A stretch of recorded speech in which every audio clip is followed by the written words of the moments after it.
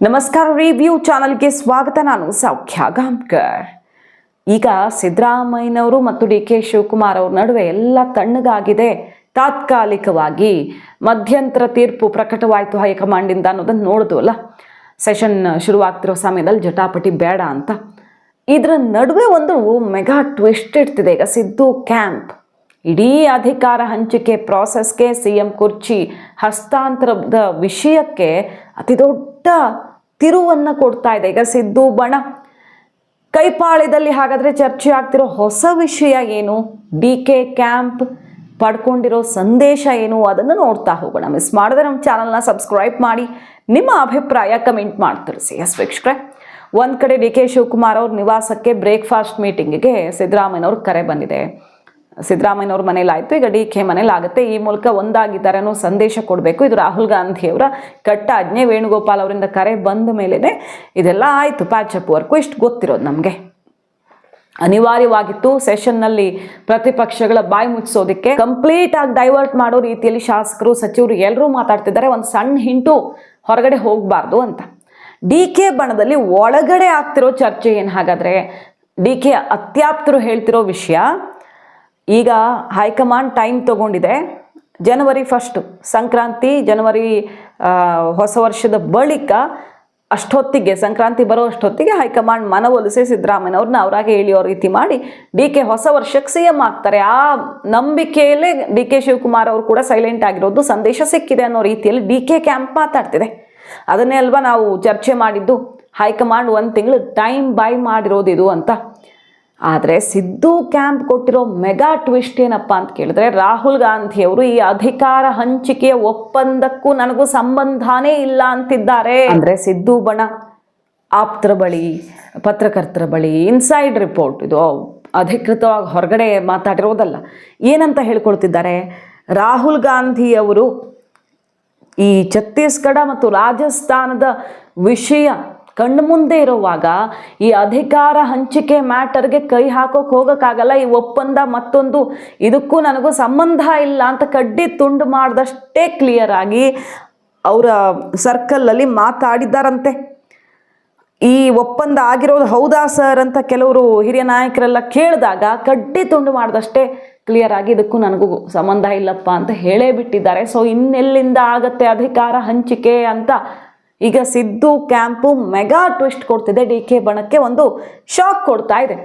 ಇದು ಈ ರೀತಿ ಹೇಳಿ ಹೌದು ಏನೂ ಆಗೇ ಇಲ್ಲ ಅನ್ನೋ ರೀತಿ ಬಿಂಬಿಸುವ ಪ್ರಯತ್ನವೂ ಇರಬಹುದು. ಹೇಗೆ DK ಕ್ಯಾಂಪ್ ಸಡನ್ ಆಗಿ DK ಸುರೇಶ್ ತಲೆ ಮೇಲೆ ಆಣೆ ಮಾಡಿ, ಕೈ ಇಟ್ಟು ಆಣೆ ಮಾಡಿ 1 ವಾರ ಮುಂಚೆ, 2.5 ವರ್ಷಕ್ಕೆ 1 ವಾರ ಮುಂಚೆನೇ ಬಿಟ್ಟುಕೊಡ್ತೀನಿ ಅಂತ ಸಿದ್ದರಾಮಯ್ಯನವರು ಹೇಳಿದ್ದಾರೆ. ಅದು ಕೂಡ ಖರ್ಗೆ, ಸುರ್ಜೇವಾಲಾ, ವೇಣುಗೋಪಾಲ್ ಎದುರೇ ಹೇಳಿದ್ದಾರೆ ಅನ್ನೋ ಸುದ್ದಿಯನ್ನು ಬಿಟ್ರಲ್ಲ.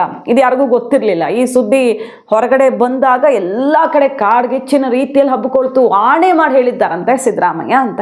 ಇದನ್ನು ಹೇಳಿದ್ದು DK ಕ್ಯಾಂಪೇ. ಇನ್ಸೈಡ್ ರಿಪೋರ್ಟ್ ಔಟ್ ಆಯಿತು DK ಕ್ಯಾಂಪಿಂದ. ಈಗ ಸಿದ್ದರಾಮಯ್ಯ ಬಣ ಇಟ್ಟಿರುವಂತಹ ಮೆಗಾ ಟ್ವಿಸ್ಟ್ ಏನಂದರೆ, ಸಿದ್ದರಾಮಯ್ಯನವ್ರನ್ನ ಇಳಿಸಿದ್ರೆ 1994 ಏನಾಯಿತೋ, ಅಂದರೆ ಮುಂದಿನ ಚುನಾವಣೆಯಲ್ಲಿ 1994 ಆದಮೇಲೆ ಹಿಂದೆ ಇತಿಹಾಸ ಕಾಂಗ್ರೆಸ್ನಲ್ಲಿ ಏನು ಹೇಳ್ತಾ ಇದೆಯೋ, ಕಾಂಗ್ರೆಸ್ ಹೀನಾಯವಾಗಿ ಸೋಲುವಂಥ ಪರಿಸ್ಥಿತಿ ಬರಬಹುದು. ಅಹಿಂದ ನಾಯಕನನ್ನು ಟಚ್ ಮಾಡಿದ್ರೆ OBC ಜಾತಿ ಗಣತಿ ಅಂತಿರುವಂಥ ರಾಹುಲ್ ಗಾಂಧಿಯವರು ಖಂಡಿತ ಈ ರಿಸ್ಕ್ ತಗೊಳ್ಳೋಕೆ ಸಾಧ್ಯವೇ ಇಲ್ಲ. ಅದರಲ್ಲೂ ಕರ್ನಾಟಕ ಸರ್ಕಾರ ದೇಶದಲ್ಲಿ ಕಾಂಗ್ರೆಸ್ಗೆ ದೊಡ್ಡ ಆಧಾರವಾಗಿರುವಾಗ ಸಿದ್ದರಾಮಯ್ಯನವರಂತೂ ಟಚ್ ಮಾಡೋದೇ ಇಲ್ಲ ರಾಹುಲ್ ಗಾಂಧಿಯವರು. ಅಕಸ್ಮಾತ್ ಹಂಗೂ ಎಲೆಕ್ಷನ್ ಪ್ರೀವಿಯಸ್ ಇಯರ್ 1.25 ವರ್ಷ ಇದ್ದಾಗ ಮುಂದಿನ ನಾಯಕತ್ವಕ್ಕಾಗಿ ಬಿಟ್ಟು ಕೊಡಬೇಕು ಅನ್ನೋದು ಬಂದರೂ ಕೂಡ ಅದು ದಲಿತ CM ಆಗ್ತಾರೆ ಬಿಟ್ಟರೆ ಬೇರೆ ಯಾವ ಸಮುದಾಯಕ್ಕೂ ಕೊಡೋ ಚಾನ್ಸೇ ಇಲ್ಲ ರಾಹುಲ್ ಗಾಂಧಿಯವರು ಅನ್ನೋ ರೀತಿ ಈಗ ಹೊಸದಾಗಿ ಒಂದು ಭಯಂಕರ ಟ್ವಿಸ್ಟನ್ನು ತೇಲಿಬಿಟ್ಟಿದ್ದಾರೆ. ಅಂದರೆ ಸಿದ್ದು ಕ್ಯಾಂಪ್ ಅವರು ಅಲ್ಲಲ್ಲಿ ಅವಕಾಶ ಸಿಕ್ಕಲ್ಲಿ ಈ ವಿಷಯವನ್ನು ತೋರಿಸ್ತಿರೋದು. ಹಿಂಗೆ ಹೈಕಮಾಂಡ್ ತಲೆಯಲ್ಲಿ ಇರೋದು ಹಿಂಗೆ, DK ಶಿವಕುಮಾರ್ ಹೇಳ್ತಿರೋದು ಕಂಪ್ಲೀಟ್ ಸುಳ್ಳು, ಅಧಿಕಾರ ಹಂಚಿಕೆಯೇ ಆಗಿಲ್ಲ ಅನ್ನೋ ರೀತಿಯಲ್ಲಿ ಒಳಗಿಂದೊಳಗೇನೆ ಸುದ್ದಿಯನ್ನು ಹೊರಗಡೆ ಬರೋ ರೀತಿ ತೇಲ್ಬಿಡ್ತಿರೋದು.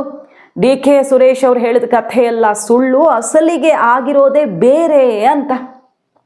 ಸಿದ್ದರಾಮಯ್ಯನವರು ಅಧಿಕಾರ ಹಂಚಿಕೆಯ ಮಾತನ್ನೇ ಕೊಟ್ಟಿಲ್ಲ, ಆಣೆನೂ ಮಾಡಿಲ್ಲ.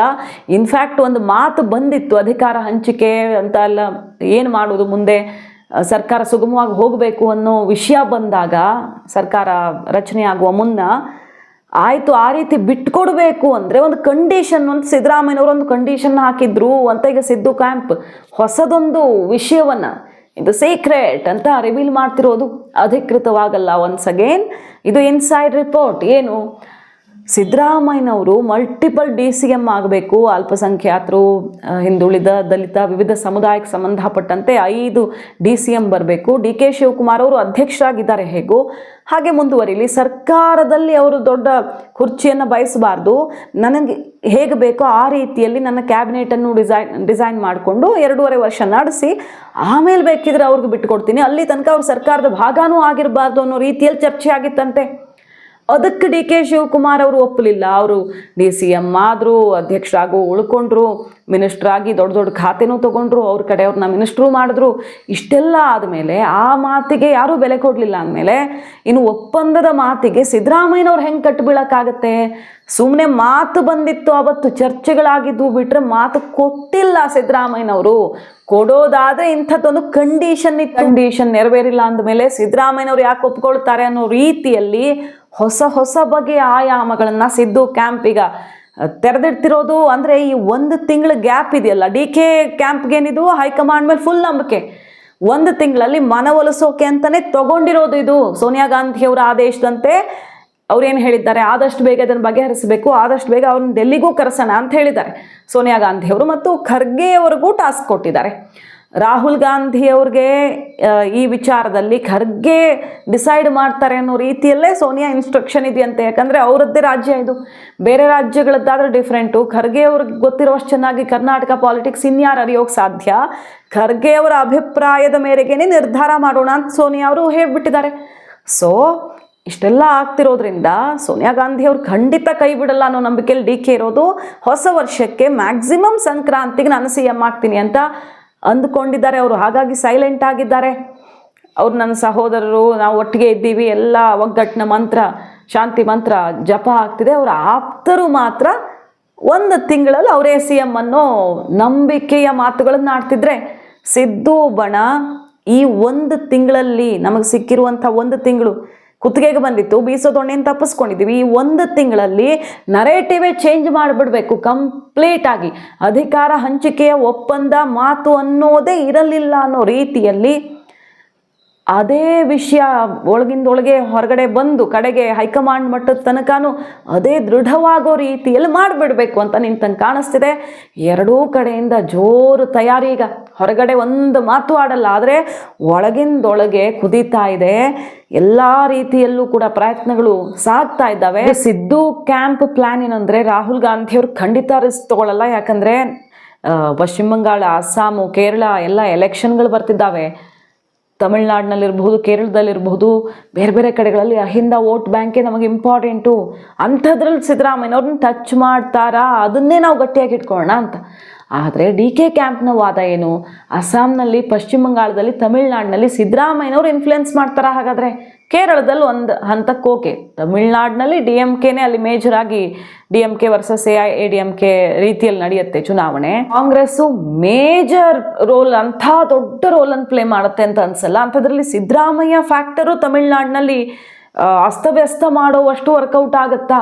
ಕೇರಳದಲ್ಲೊಂದು ಹಂತಕ್ಕೆ ಪರಿಣಾಮ ಬೀರಬಹುದು. ಹಾಗಾಗಿ ಖಂಡಿತ ಇಲ್ಲಿ ಜಾತಿ ಸಮೀಕರಣ ಮ್ಯಾನೇಜ್ ಮಾಡಿಕೊಂಡ್ರೆ ಏನೂ ಪ್ರಾಬ್ಲಮ್ ಆಗಲ್ಲ. ಮತ್ತು DK ಶಿವಕುಮಾರ್ ಅವರು ವಿವಿಧ ರಾಜ್ಯಗಳಲ್ಲಿ ಎಲೆಕ್ಷನ್ಗೆ ದೊಡ್ಡ ಮಟ್ಟದಲ್ಲಿ ಬಲ ತುಂಬುತ್ತಿದ್ದಾರಲ್ಲ ಬೇರೆ ಸ್ವರೂಪದಲ್ಲಿ ಅನ್ನೋದು DK ಕ್ಯಾಂಪ್ನ ನಂಬಿಕೆ. ನಂದು CMದು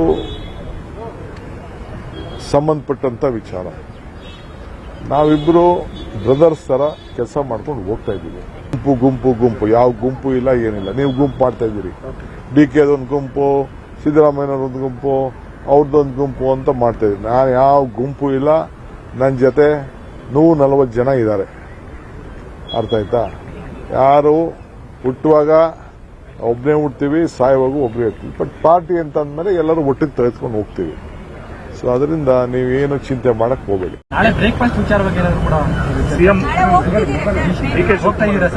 ಅವತ್ತು ಹೇಳಿದ್ರು ಮಂಗಳವಾರ ಬ್ರೇಕ್ಫಾಸ್ಟ್ ನಮ್ಮನೆಗೆ ಬಂದ್ಬಿಡಿ ಅಂತ. ಸೊ ನನಗೆ ಇವತ್ತು ಗಳಿಗೆವರೆಗೆ ಕರೆ ಬಂದಿಲ್ಲ. ಅವತ್ತು ಹೇಳಿದ್ದದು ಮೊನ್ನೆ. ಕರೆದ್ರೆ ಹೋಗ್ತೀನಿ. ಗೊತ್ತಿಲ್ಲ, ಕರಿಬಹುದು. ಕರೀತಾರೆ ಅಂತ ಅನ್ಕೊಂಡಿದ್ದೀನಿ.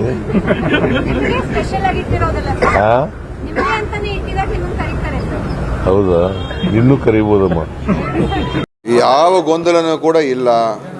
ಈಗ ಮೊನ್ನೆ ಹೇಳಿರುವಂಥ ಮಾತಿಗೆ ನಾವೇನು ಮತ್ತೆ ಅದಕ್ಕೆ ಚರ್ಚೆ ಮಾಡೋ ಅವಶ್ಯಕತೆ ಇಲ್ಲ.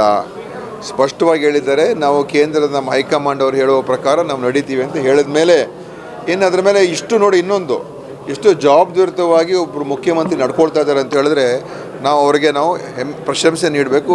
ನಮಗೆ ಹೆಮ್ಮೆಯ ವಿಚಾರ. ಯಾಕಂದರೆ ಯಾವುದೇ ರೀತಿಯ ಒಂದು ಗೊಂದಲಗಳನ್ನು ನಮ್ಮ ಮುಖ್ಯಮಂತ್ರಿ ಆಗಿರ್ಬೋದು, ಇನ್ನು ಯಾರೇ ಆಗಿರ್ಬೋದು ಸೃಷ್ಟಿ ಮಾಡ್ತಾ ಇಲ್ಲ. ಇವತ್ತೇನೋ ಕಾಂಗ್ರೆಸ್ಸಲ್ಲಿ ಭಿನ್ನಮತ ಚಟುವಟಿಕೆ ಆಗ್ತಾ ಇದೆಯಾ, ಅಥವಾ ಏನಾದರೂ ಗುಂಪುಗಾರಿಕೆ ನಡೀತಾ ಇದೆಯಾ? ಏನೂ ಇಲ್ಲ. ಕೆಲವರು ಏನೋ ಒಂದೆರಡು ಅಲ್ಲಿ ಹೇಳಿಕೆಗಳು ಬಿಟ್ಟರೆ ಎಲ್ಲೂ ಕೂಡ ಆ ಗುಂಪುಗಾರಿಕೆ, ಭಿನ್ನಮತೀಯ ಚಟುವಟಿಕೆ ಯಾವುದೂ ಇಲ್ಲ. ಎಲ್ಲ ಒಗ್ಗಟ್ಟಾಗಿದ್ದೀವಿ. ಡಿಸೆಂಬರ್ ಅಂತ್ಯ ಆಗ್ತಿದ್ದ ಹಾಗೆ ಇದು ಬ್ಲಾಸ್ಟ್ ಆಗುತ್ತೆ ಅನ್ನೋದನ್ನ ನಾವೇನು ವಿಶೇಷವಾಗಿ ಹೇಳಬೇಕಾಗಿಲ್ಲ. ಅಲ್ಲಿ ತನಕ ಬೂದಿ ಮುಚ್ಚಿಕೊಂಡಿರಬಹುದು, ಆಮೇಲೆ ಹೊತ್ತುಕೊಂಡು ಉರಿದೇ ಉರಿಯತ್ತೆ ಅನ್ನೋದೇ ಅಸಲಿಯತ್ತು. ಮಾಹಿತಿ ಇಷ್ಟ ಆಗಿದ್ರೆ ಮಿಸ್ ಮಾಡಿದ್ರೆ ನಮ್ಮ ಚಾನಲ್ನ ಸಬ್ಸ್ಕ್ರೈಬ್ ಮಾಡಿ, ನಿಮ್ಮ ಅಭಿಪ್ರಾಯ ಕಮೆಂಟ್ ಮಾಡಿ ತಿಳಿಸಿ. Thank you.